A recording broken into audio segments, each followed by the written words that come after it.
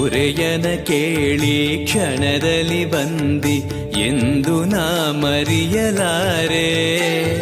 ಧರೆಯೊಳು ಭಕ್ತರು ಕೇಳುವ ಕೊಡುವಿ ಪಾಡುವೆ ನಿನ್ನ ಮಹಿಮೆ. ಮೊರೆಯನ ಕೇಳಿ ಕ್ಷಣದಲ್ಲಿ ಬಂದಿ ಎಂದು ನಾ ಮರೆಯಲಾರೆ.